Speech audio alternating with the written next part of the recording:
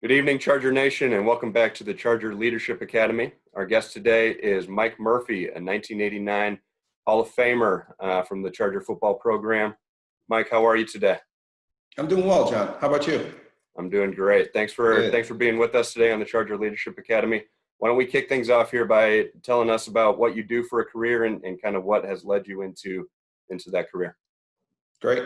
Well, thanks for having me. I appreciate the invite, and I'm honored to be part of this, to be honest with you. And I don't think I took the traditional route to either school or this career, but, I got an opportunity to go to University of New Haven and play football. It was a great opportunity, and I took full advantage of that. And then once I graduated, I'm originally from Torrington, Connecticut, so going to a home state school was pretty cool too. But after I graduated, there wasn't much going on as far as fire science. There's a lot of hiring freezes. So I decided to move to Atlanta, and my brother lived there, still does, but he got down there, and I just started taking some civil service tests for fire department and police department. Police department was the first one to pop up.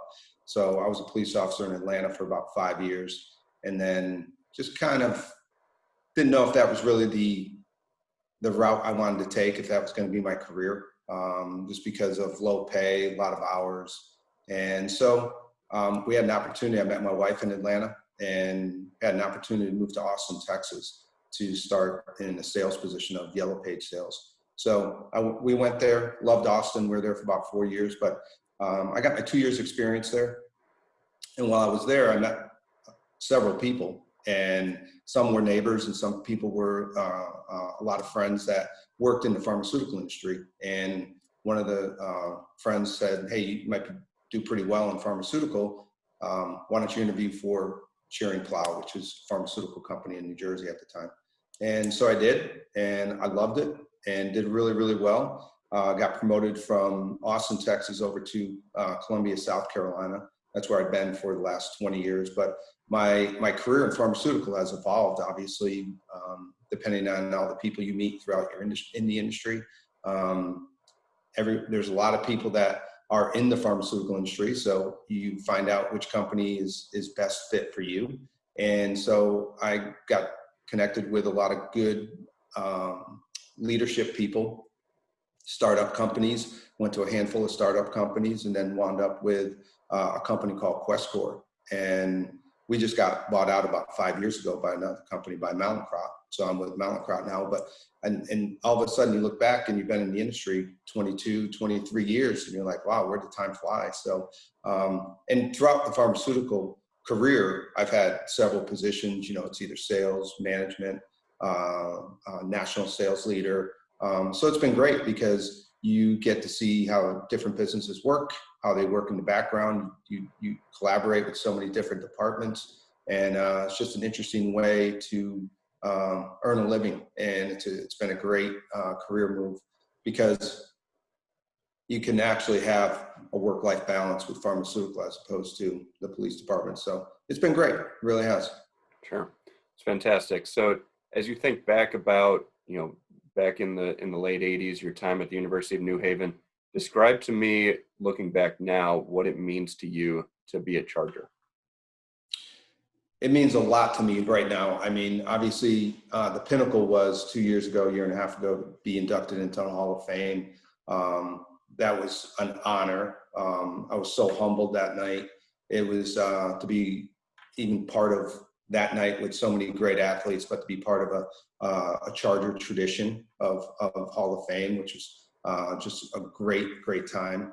But I think once I got to New Haven, like I said, it was an opportunity that was given to me by Coach McElreavy. And, at the time I felt like, with all of my friends that started there, and the way our program started to build out, the first couple of years we were 5-5 and 6-4. And then the last 2 years we were 8-2. And you started to feel, right when you started to graduate, with all the newcomers, all the freshmen and everybody that was recruited into the program, you're like, you know what, this might be something bigger than myself. And you could tell that the program was starting to get a little bit bigger and starting to build. And throughout the years, obviously, Coach Sperano brought the Chargers to the championship. And then, you know, obviously there's been some challenges with the football program, but it's back. And I think it means more now because I'm in a position where, you know, because my kids are grown now, that you can give back and you have time to give back, and financially you can give back so you can help the next generation of Chargers that are coming in. And hopefully they have a great career, whether it's a sports career, educational career, but give them another opportunity like I was given.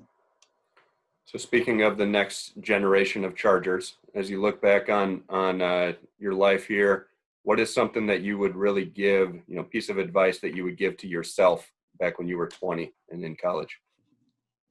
That's good. That's a good question. You know, when you're 20, you don't make too many mature decisions. But man, if I was to give myself some advice, if I was 20 again, would be definitely take care of yourself a lot better. You know, be healthier, eat healthier, be kind to people, because you never know who you're going to run into in 5, 10 years down the road. You know, it's just never quit.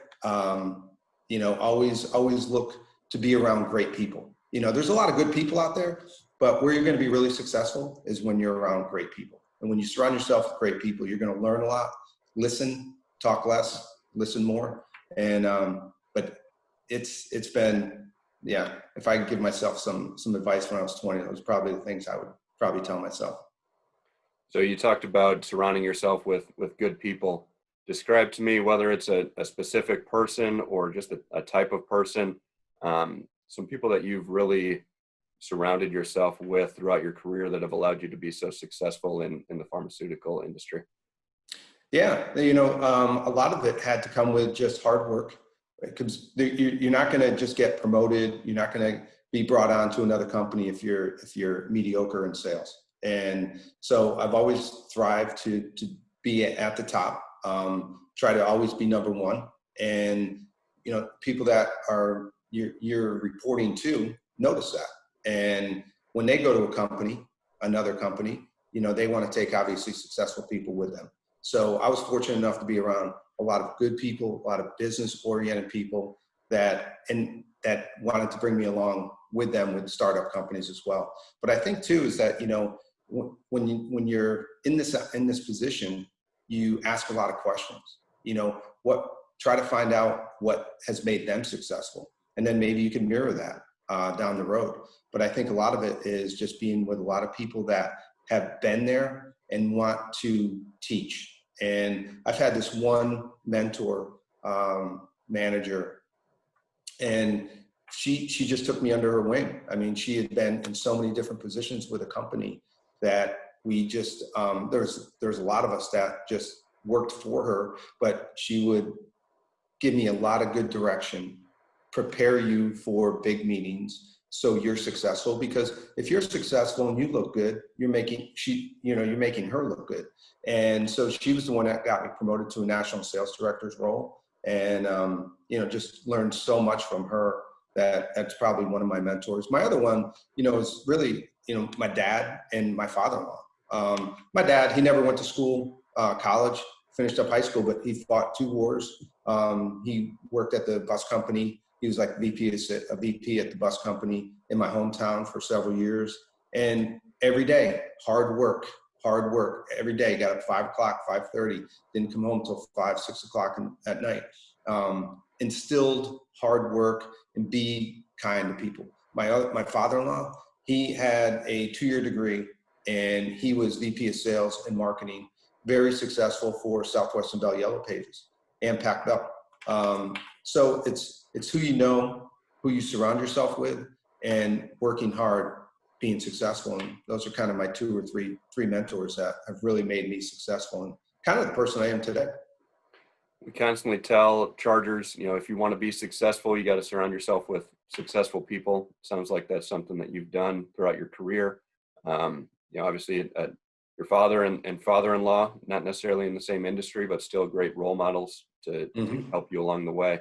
Yep. As you look back, you know, throughout your career, do you consider yourself a leader? I do. I think as you get older, you take different positions, whether it's in personal or business-wise, you take different positions. And then you do want to give back, and you do want to help other people, because you do see a younger you in a lot of the people that you work with.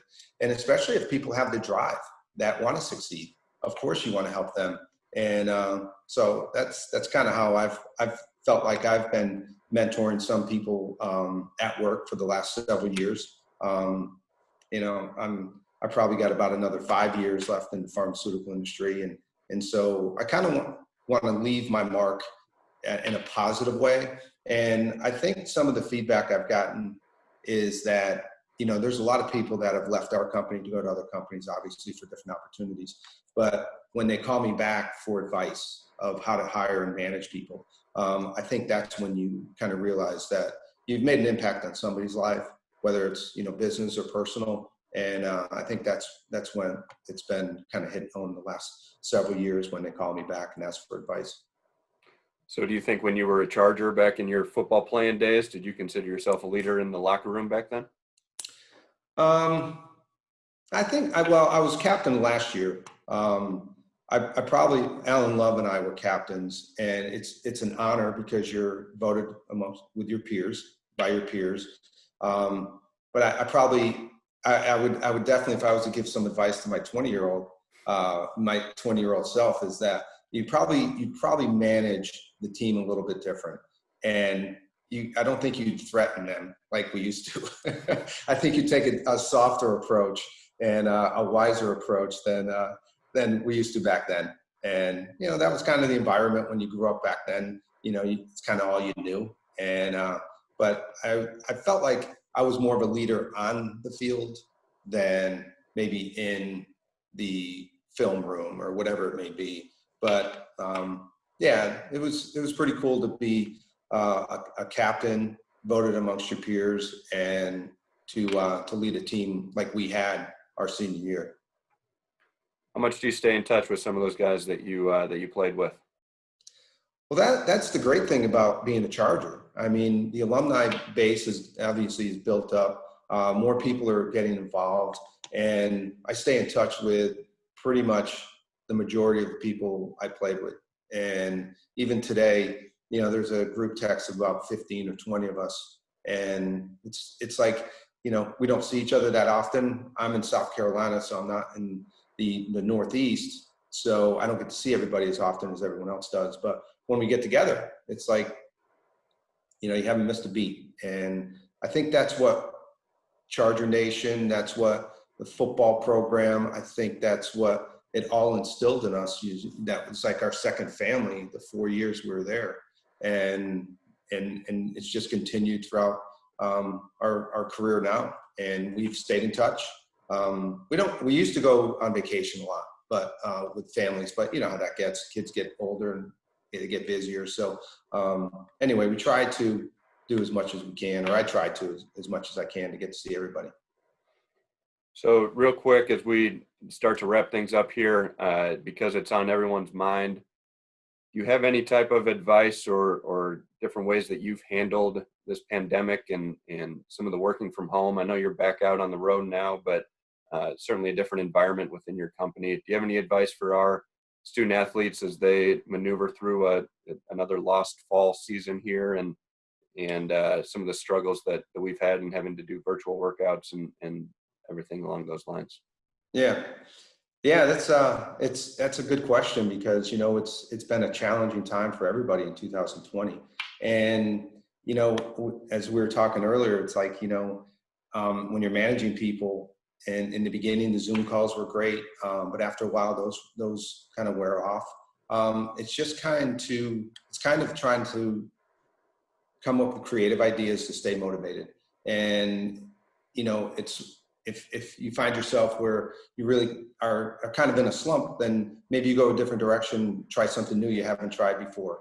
I know we were locked down for 3 months here in South Carolina for a while, and you know, I'd started volunteering more, and that really helped my psyche as far as getting out, even though it was cautious. And I think, but you know, just be careful. You know, it's not so much And I tell my son this too. He goes University of South Carolina, and it's not so much you, it's, who are you going to affect?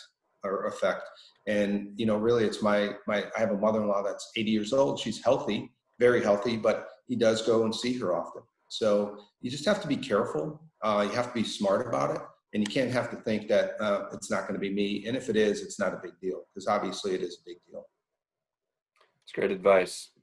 So we always wrap this thing up here on the Charger Leadership Academy by asking our guest if they live their life or think of often a leadership quote or a motivational quote that has helped you along your way or has guided your path. Do you have anything for us to share? Yeah, I mean, there's a couple things. There's only one way to succeed in anything, and that's to give it everything. I mean, that's kind of what I've really thought about since I graduated college, is that I have given my career, my family, everything. And you don't want to be kind of in the middle, and you at the end of the day, you want to say you gave the best effort in everything you did, whether it's your family, whether it's work. But I think another drive has always been, I never wanted to fail. And I think throughout my career, that's always been in the back of my mind, is that's been my drive. Is, you're growing up in high school and you're growing up through college, and, sometimes you're going paycheck to paycheck. And so once you get into your career and you get a little bit older, that's been always my drive, is, I don't want to fail.